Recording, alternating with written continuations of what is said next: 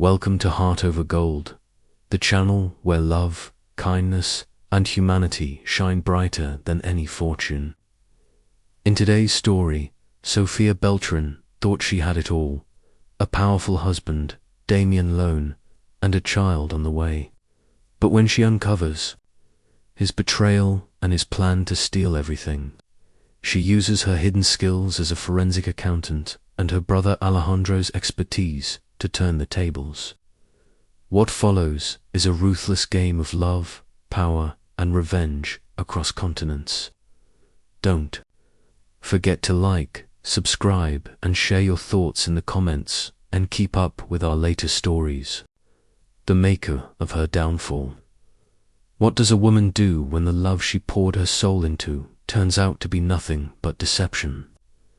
This isn't simply the account of heartbreak.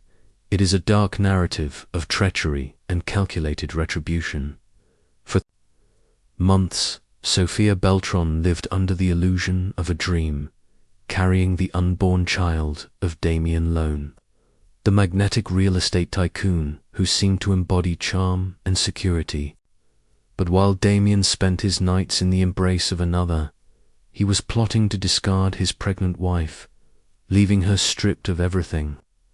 What he hadn't counted on was who Sophia truly was before he ever met her. And in one silent night, while he slept soundly, she dismantled his empire, draining every last cent before vanishing like smoke. This is how she did it. The grand mansion's silence was Damien Lone's most prized possession. It was not natural quiet. It was purchased. Triple-layered acoustic glass, sprawling private grounds outside Buenos Aires, and staff that glided like shadows, trained to never be heard. To Sophia Beltran, now Sophia Lone, that stillness had once brought comfort. But now it felt suffocating, like a crypt. She stood in her lavish walk-in closet, a room bigger than her first Chicago apartment. Damien's tailored suits by Tom Ford and Brion lined the shelves like soldiers. Facing them was her own side, a vibrant cascade of couture dresses he had hand-picked. Her so-called softness, curated by Dior and Chanel, what he thought was indulgence, had become her gilded prison. She placed a hand on her belly, feeling the undeniable firmness of 5 months' growth. This child, his heir, was supposed to complete their picture-perfect life and continue the Lone dynasty. But what had once filled her with joy now felt like lead in her stomach. The betrayal hadn't struck like lightning. It had crept in like a toxin, staining every corner of their marriage. It began with small betrayals, nights that stretched into mornings, international trips to Hong Kong and Berlin. His return carrying a perfume that wasn't hers, an intoxicating mix of jasmine and sandalwood. His phone, once left casually around her, was now guarded like a vault. Damien was predictable, arrogant, convinced of his superiority. That was his undoing. He believed he was untouchable, that she was too blinded by love to suspect him. He miscalculated. The facade first cracked a month ago.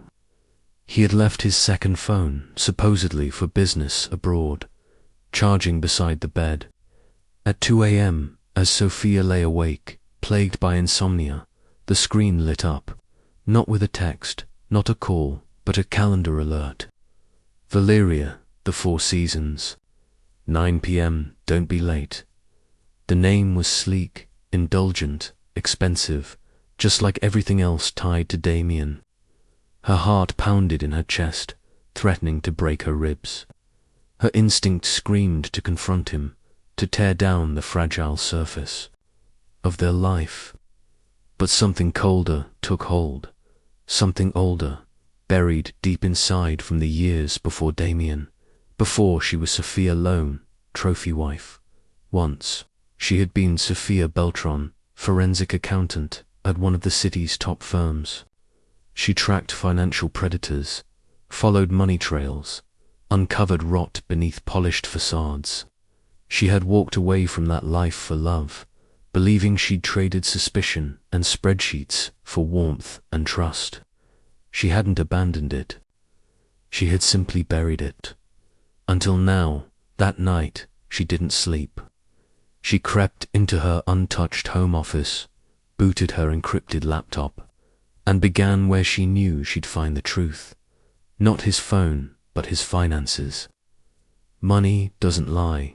Damien's financial network was a maze of shell companies, offshore trusts, and hidden accounts.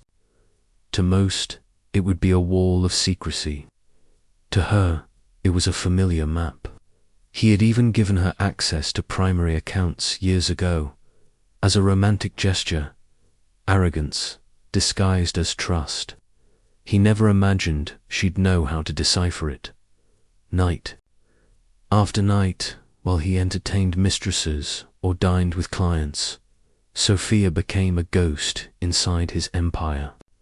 Wire transfers, credit card bills, flight records, each breadcrumb led her closer. And there it was, Valeria Delvia, again and again. A luxury apartment downtown, paid for by one of Damien's shell firms. A second Amex card linked to an unknown account, swiping thousands at designer boutiques and five-star hotels. Travel bookings mirroring Damien's schedule, always one row behind him in first class. This wasn't just an affair. He had built a second life. The pain was crushing. But her mind remained sharp, detached. Every whispered promise, every candlelit dinner, every smile, all revealed to be a meticulously woven illusion. The memories now curdled inside her, heavy with betrayal. But the true turning point came last Tuesday. Damien was in his home office.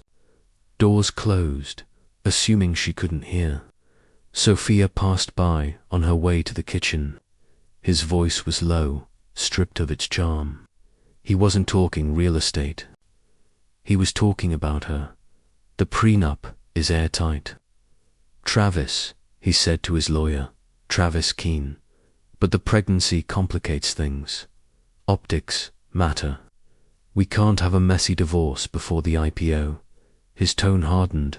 We'll build a case, hormonal, unstable, emotionally erratic. We'll get a psych eval ordered, show she's an unfit mother. The words cut like a knife. Unfit mother. Travis's calm reply was a dagger. The prenup gives her a lump sum of $1 million. Once we leverage custody of the child, she fold. She'll take the money, walk away. Supervised visits at most. Sophia's knees buckled.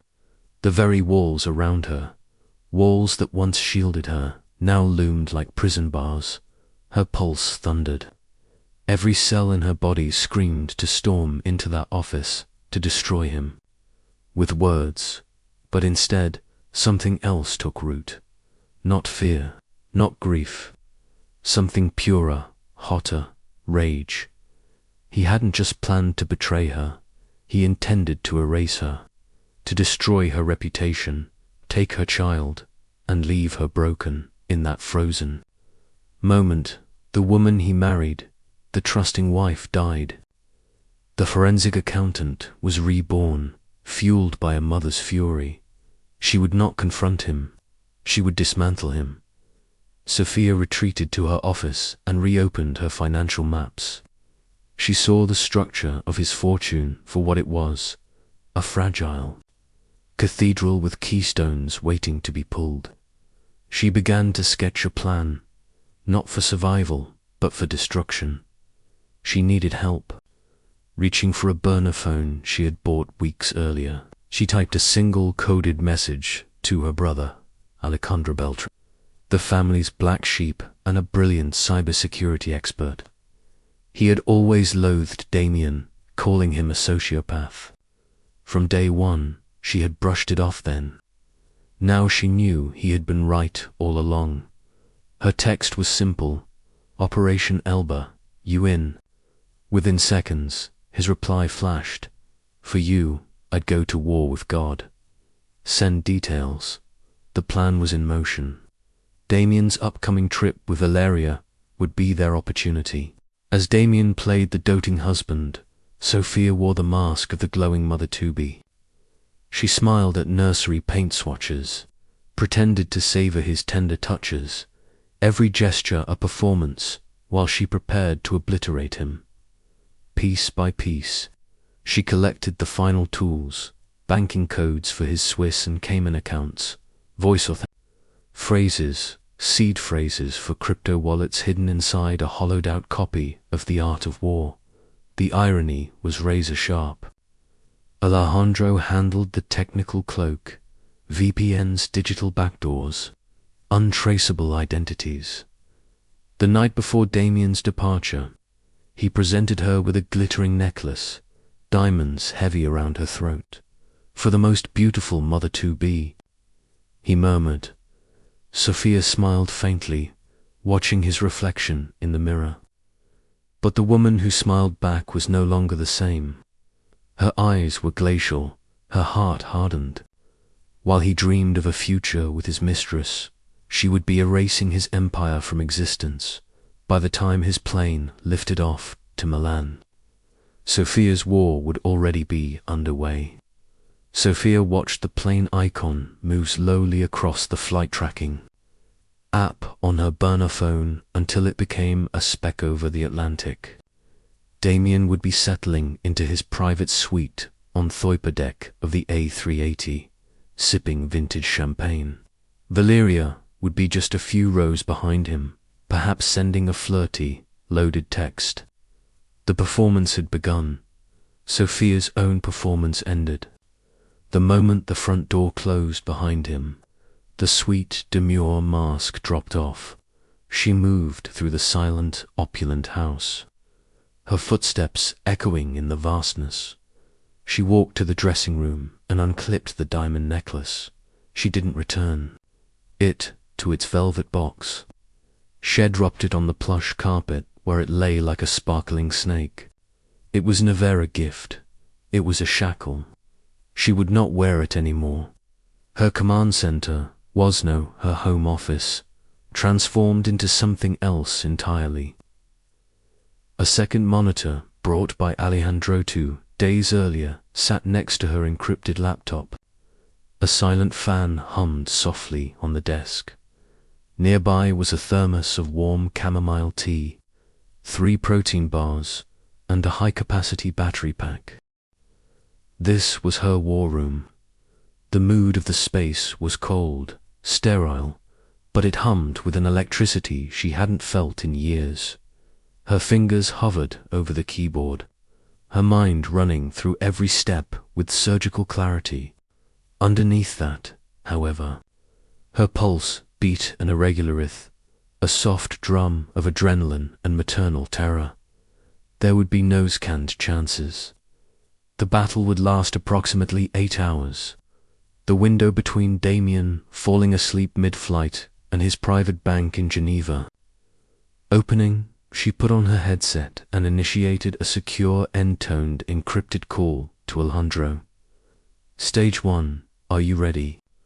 Sophia's voice was flat, composed, ready across the board, Alejandro replied. His voice was slightly crackly, but just as steady. I'm inside the lone network infrastructure right now. It's a fortress, she added. But he left the key under the doormat. The smart home integration, she said. She didn't ask.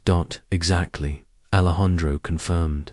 He connected everything, security cameras, climate controls, even the on-site server to a single IoT hub for convenience. Its security is tight, but the firmware has a tiny crack.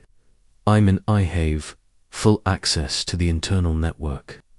I can monitor every data packet going in and out.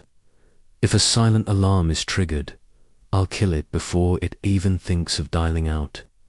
You're invisible. Sophia took a deep breath. Okay, I'm going in. Her strategy was a cascade disegund, with precision for speed and devastation. She wouldn't just drain one account. She would initiate a synchronized financial collapse on multiple fronts. She leaned forward, her fingers curled over the keyboard. Each keystroke would be a wound, each confirmation a small detonation. She wasn't just dismantling his empire. She was reclaiming her own voice, on a transaction at a time. Her list was ordered by liquidity and risk. First targets, national accounts, Banco, Din, Banco, Santander. These held the smallest portion of Damien's wealth, around $15 million in checking and savings accounts. This washes operating money, easy to access, but also the most visible. These would trigger the first alarms. They had to be last. Second targets, brokerage accounts, Morgan Stanley, Goldman Sachs. This was the core of his liquid net worth other than company stock. Hundreds of millions in stocks, bonds, and mutual funds. Accessing them required more than a simple password. It required a two-factor authentication code sent to Damien's primary phone. His phone was currently 35,000 feet in the air, set to airplane mode. Useless to him, but not to her. Alejandro, I'm initiating the login for the Morgan Stanley portal. I need you to intercept the 2FA ready, he said. Sophia typed in the username and the complex password. Dalar Khan Argist. She had cracked it weeks ago, a slightly modified version of the one he used for his gambling league. Once again, his surrogance was her greatest ally. The portal prompted for a 6-digit code. It's been sent. Go, I have it, Alejandro said, after a tense 4-second pause. The SMS was rerouted to a virtual number, then to him. I'm seeing the packet code. It's 82,291. Sophia's fingers flew. 82,291. Access granted. She was in. A dizzying array of numbers, stock tickers, and transaction logs filled the screen. A portfolio valued at over $2,050 million. Her heart hammered, but her hands were steady. She had rehearsed this moment in her mind 100 times. She didn't liquidate everything at once. That would trigger alerts, circuit breakers, system flags. Instead, she initiated a series of large strategic trades, major positions in blue-chip stocks. Apple, Microsoft, Alphabet were sold in carefully spaced transactions and immediately converted to cash, the money appeared in the primary account. Now came the critical step, moving it. Shackleton transferred the funds directly to her new accounts. That would raise flags instantly. This is where Damien's own labyrinth of shell companies came into play. For Thelis 3 years, he had occasionally used her name to set up small LLCs. For investment structuring, empty entities long forgotten, until now. Sophia had silently, legally taken full control of 3 of them, from the primary Morgan Stanley account. She initiated a chain of wire transfers, each just under $1 million, to avoid closer scrutiny. The recipient, Beltron Strategic Holdings, LLC, the memo, consulting services rendered. From there, the money would jump from Beltron Holdings to a second shell company, then a third, before finally landing at its ultimate destination. A new corporate account at a private bank in Lenstein, under the name Helvetia Strategic Solutions, an entity fully controlled by one Sophia Beltran. It was a painstaking process. Log in, authenticate, execute transfer over and over again for 2 straight hours. The only sounds in the room were the rhythmic click of her keyboard and the soft hum of the machines. She repeated the exact process with the Goldman Sachs account. Alejandro flawlessly intercepting the 2 FA codes each time. The numbers in the Liefstein account climbed at an astonishing rate. What would you do if a tech genius offered to help you in a situation like this? Would you trust him? Third target, Theo Shaw. Bastions, Pictet Group in Geneva, Butterfield Bank in the Cayman Islands. This was the old money, the buried money, the wealth wrapped in layers, of international law and impenetrable banking secrecy. It was also the hardest crack. Security at this level was biometric. To access the Pict account, Damien used voice authentication. You need to give him your best, Damien, Alejandro said, his voice holding a trace of black humor. Sophia was ready. She had spent weeks preparing, compiling hours of Damien's voice recordings from podcasts, interviews, presentations, and most valuable, a file she herself had captured of him dictating investment notes in his office. With an open-source software, she had stitched together a passable synthetic voice print. It was still a gamble. She dialed Pictet's private banking hotline. A crisp, Swiss German voice answered. Pictet Group, how may I help you? I need to authorize a transfer, Sophia replied, her voice masked by the advanced voice-altering software Alejandro had provided. Of course, sir. Please state your name and account number for verification. She gave the necessary details. Thank you, Mr. Lone. And now, for voice authentication, please state the phrase, "The mountain air is the clearest." This was the moment. Sophia clicked a button from her computer, the digitally recreated voice of Damien, an impeccable mutation. It spoke the phrase, "The mountain air is the clearest." A long silence followed. Sophia held her breath.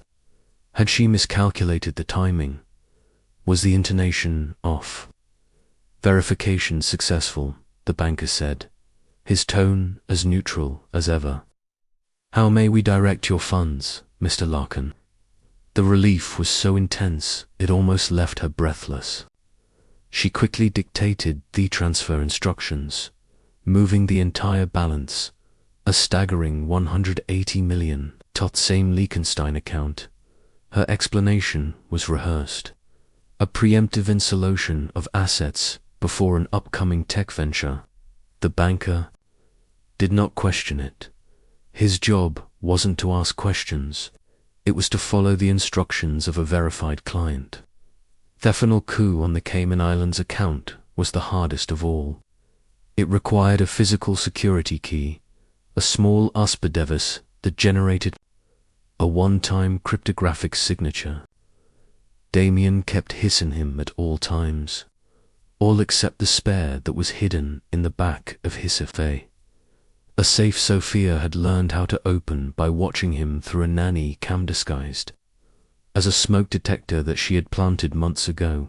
The transfer went through. Another $90 million flowed into her network of accounts. Fourth target, the untraceable cryptocurrency. Damien had been an early adopter. He called it his apocalypse insurance after a few too many glasses of wine, bragging that it was completely untouchable, completely anonymous. He kept the private keys in cold storage, secured on a ledger, Nano X, the same US bribe Sophia had found hidden inside the art of war. This part belonged to Alejandro. He guided her through the process. Plug in the ledger, authenticate access, unlock the wallets. Bitcoin, Ethereum, a dozen obscure altcoins, all transferred to a single anonymous wallet known only to Sophia and Alejandro. The value fluctuated with the markets, but at that moment, it was worth over $50 million. Final target, the insult. Sunlight began to tint the horizon behind the hills. It was 6 a.m. The European banks were open. The New York Stock Exchange would open in 2 hours. Her window was closing. It was time for the national accounts. Sophia. Logadinto, the Bank of Dean Portal. There was no complex authentication here, just a basic password. She pulled up their joint checking account, balance 7 and thrust. This was their life account.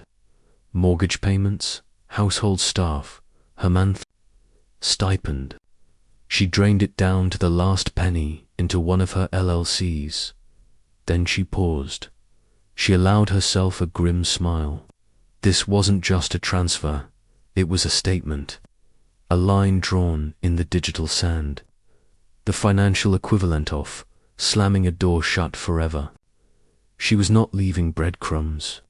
She was raising his footprints. She initiated one last transfer, a deposit into Thessam joint account, exactly $100. Then she went to her personal account at Banco San. She emptied it. She left him $1, just enough for a cup of coffee. She was done. The weight of what she hadn't fully settled. The silence in the room was deafening, not with fear, but with clarity. This was survival executed as a science. She leaned back in her chair. Her body was trembling from the rush of exhaustion and adrenaline. Her eyes scanned the final tally on the spreadsheet she had kept open all night. She had just liquidated and transferred over $500 million. Alejandro whispered into the headset, his voice barely audible. It's done. Phase 1 is complete. My God, Sophia. Alejandro exhaled. I'm looking at the logs. It's a work of art. A digital guillotine. You didn't just steal it, you erased him. Phase 2, she said, already in motion, her mind switching to the next step.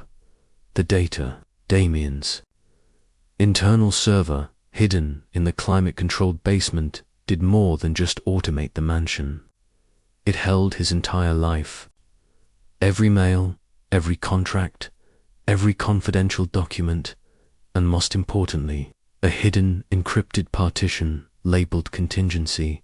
She had found it during one of her many late-night explorations. Alejandro had cracked the encryption days earlier. Inside was Damien's blackmail folder, compromising information on competitors, corrupt politicians, even board members of his own company. His nuclear option, it was now hers. I'm initiating the transfer to the secure cloud. Alejandro said it's 800 gigs. It'll take about 20 minutes. Once it's done, I'll wipe the source drive. And I mean military-grade wipe. Not a single byte will survive. Ask data streamed out. Sophia moved through the house. She took none of the luxuries, not the jewelry, not the art, not the designer clothes. She packed one suitcase with only the essentials, Thebana phones, her new passport, the crypto ledger, the things she had owned, Damien, and the tools of the life she would live after. She walked into the bedroom. His pillow still held the indent of his head. She felt nothing. She went into the bathroom and retrieved the pregnancy test, the one that had started it all, the one with its 2 pink lines, defiant and undeniable. She placed it gently on his pillow. Her phone buzzed. Download complete. Alejandro said, I'm wiping the drive now. You have to go, Soph. Now the digital trail is gone. Now erase the physical one. Sophia descended the grand staircase one last time. In the foyer, she paused. Her eyes fell on a massive framed photo of herself and Damien on their wedding day. They looked so happy, so hopeful. It was all a lie. She took the single house key from her purse and placed it on the marble table under the portrait. Then she walked out the front door without locking it. At the bottom of the long, winding driveway, an untraceable car service was already waiting for her. The sun was rising. It was the first day of her new life, and the last day of Damien Lone. He just didn't know it yet. Do you think Sophia is going too far, or do you believe revenge is a form of justice? Share your opinion. Damien Lerone woke to the soft hum of descent into Millionaire'S, the honeyed voice of a flight attendant offering a hot towel. He felt invincible. The 8-hour flight had passed in a hazy, dreamless bliss. He had spent the first woe hours texting Valeria, joking about the anticipation of their week together before drifting into a deep, uninterrupted sleep. He was a king in the clouds, flying to his mistress in his private sky palace with his perfect life and pregnant wife waiting obediently at home. He disembarked, breezing through private customs. Just beyond the barrier, Valeria was waiting for him. She looked radiant in a white linen dress that clung to her curves in the humid Italian air. He kissed her hard, a possessive public claim. "I missed you," she whispered against his. "The wait is over," he replied, grabbing her hand and leading her towards sleek black Mercedes, waiting to whisk them to Lake Como. The first sign of trouble was subtle. As they sank into the plush leather seats for the hour-long drive, Damien pulled out his Samex Centurion card to tip the private concierge who had facilitated their express arrival. "My apologies, Mr. Laren," the man said courteously, handing the card back with a bow. "It has been declined." Damien blinked, then hesitated. "Declined? Impossible. That card had no limits." "Not for someone like him. He must have swiped it wrong. Try it again," he said brusquely, irritation creeping into his face. The man did, with the same result. Damien frowned and pulled out another card. A Chase Morgan Reserve. "Declined." Valeria glanced at him, a flicker of concern on her face. "Everything okay, darling?" "It's nothing," Damien snapped, color rising in his cheeks. He reached into his wallet and pulled out a thick wad of euros, peeling off a few crisp bills and handing them over. Probably a network issue with the American banks, Etherpans, but something had changed. Something cold settled under his skin. The picturesque drive along winding roads flanked by alpine peaks should have soothed him. But Damien sat in silence, distracted, distant. He kept checking his phone, opening his banking apps. Each attempt was met with a different message. "Invalid credentials. Please contact customer service." He tried to reset a password. The request for a confirmation code was sent to his email. When Damien tried to access his inbox, he was met with another barrier. "Unusual activity has been detected. On your account, access has been temporarily suspended." By the time they arrived at the grand waterfront villa in KO, Damien's mood had soured completely. The stunning view of the lake, its surface a silvery blue, catching the morning light, and the picture-perfect town of Bellagio across the water did nothing to calm him. He left Valeria outside, instructing her to handle the luggage with the staff, and stormed into the study, slamming the door shut behind him. He needed answers. He needed to speak to his private banker at Morgan Stanley. He dialed the number from memory. Mrs. Larconi, a familiar voice, said on the other end. David Chan, his lifelong advisor. "Good morning, or rather good afternoon to you. I was expecting your call." "David, what in God's name is going on?"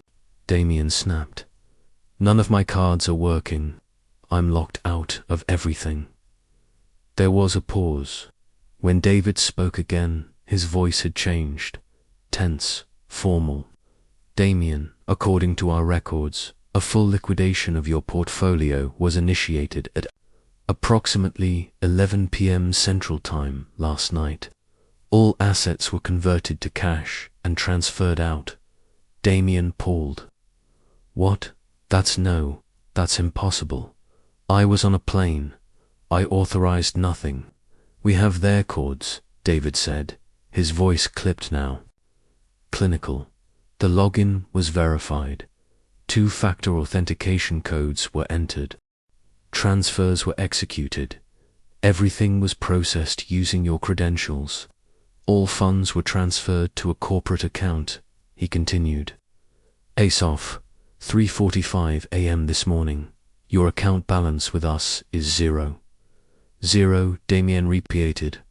The word tasted strange, unreal.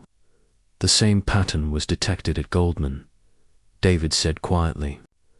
And I just received alerts from our correspondent banks in Geneva and the Cayman Islands.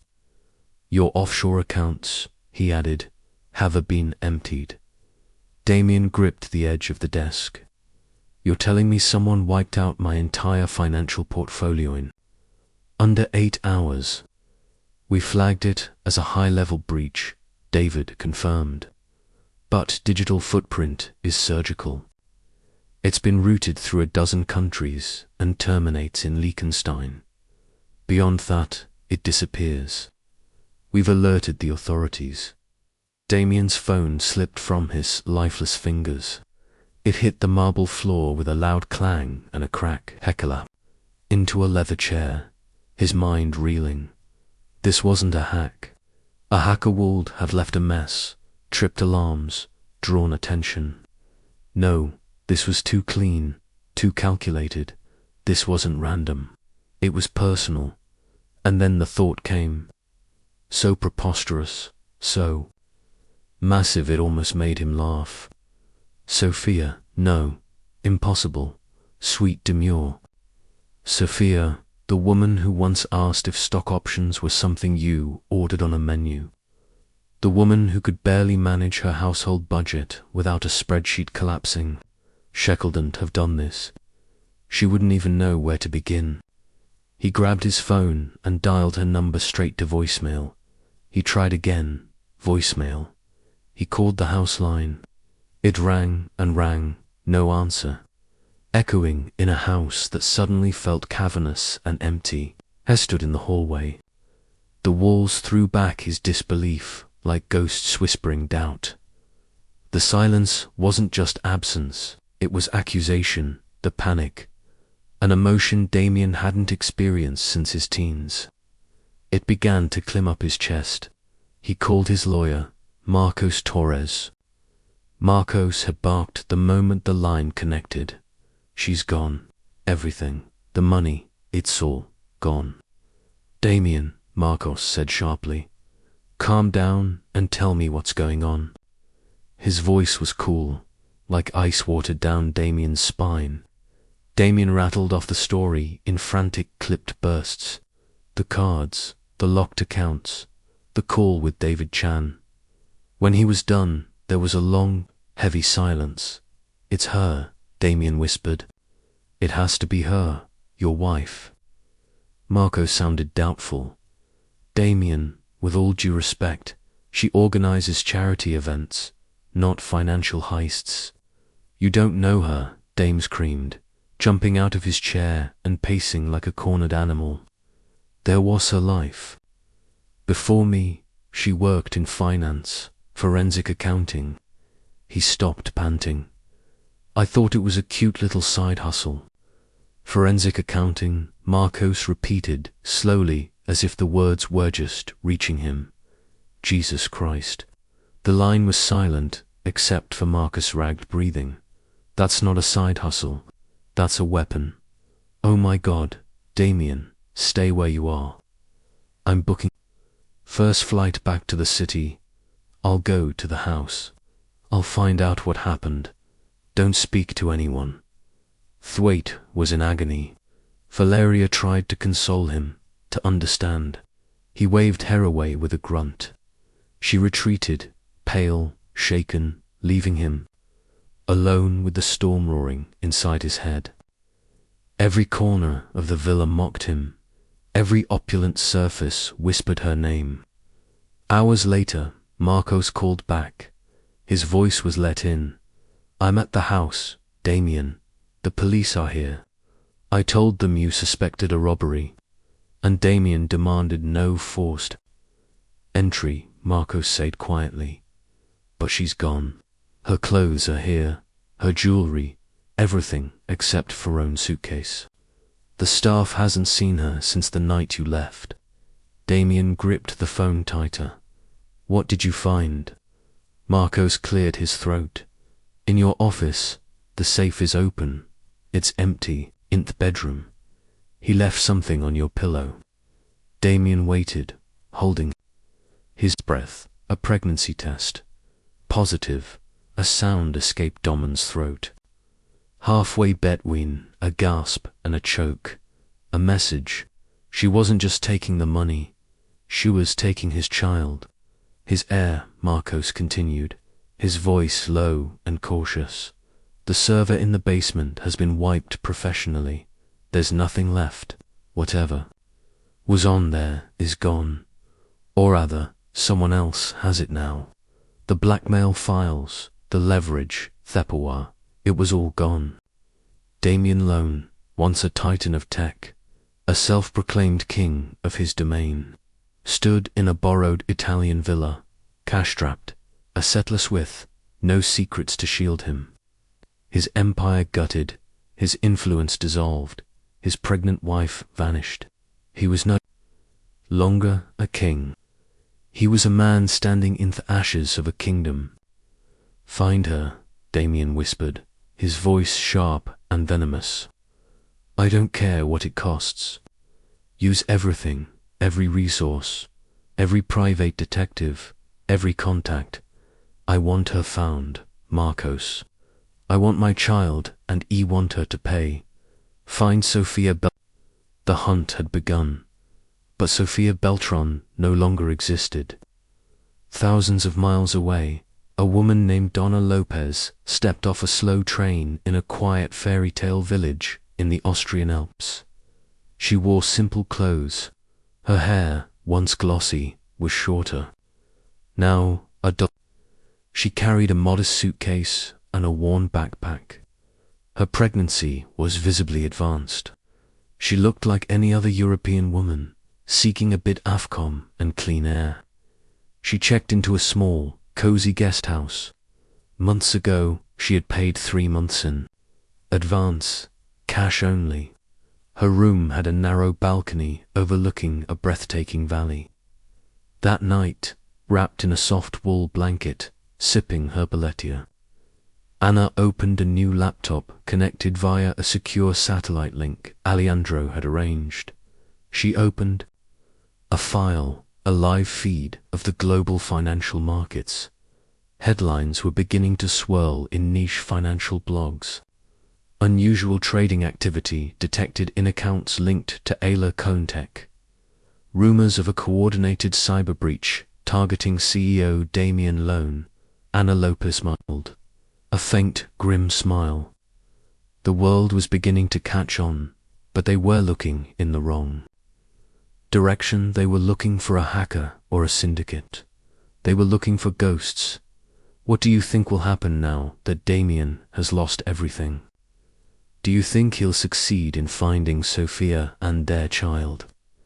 Share your prediction and comment on our social media. A reflection on justice. The story of Sophia Beltran and Damien Lone is more than a tale of revenge. It's a profound of justice. For Sophia, justice wasn't just about taking back what was hers. It was about reclaiming her identity and her freedom. She didn't seek to destroy Damien's life out of mere spite, but rather out of a fierce protective instinct for herself and her unborn child. The one thing he was willing to use as a weapon against her. Her actions were born from a deep primal need to ensure her son would never have to live under the tyrannical shadow of Ammon, who saw people as assets to be disposed of. The tale challenges us, Token Cider, what it means to be truly powerful. Damien's power was built on money, deceit, and control, a fragile structure that collapsed the moment its financial foundations were removed. Sophia's power, however, was rooted in her intellect, her resilience, and her quiet, strategic determination. She didn't need wealth or status to be a force. She needed only her mind and apapass. In the end, she didn't just escape her gilded cage. She dismantled the very system that created it. She found not only wealth but peace in Aquiot Austrian village, proving that true freedom is not found in accumulation but in liberation.